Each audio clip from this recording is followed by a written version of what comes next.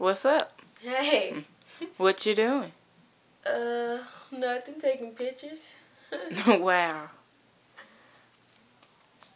So what's your name? Sebastian. How old are you, Sebastian? 17. 17. Yeah. What school do you go to, Sebastian? Who said I went to school?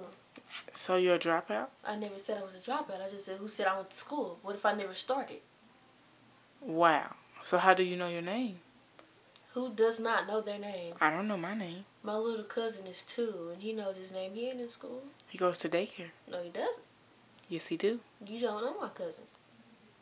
So? So how do you know he goes to daycare? I don't know. I know you don't know. That's what I Okay. just said. So you don't go to school. I didn't say I didn't go to school.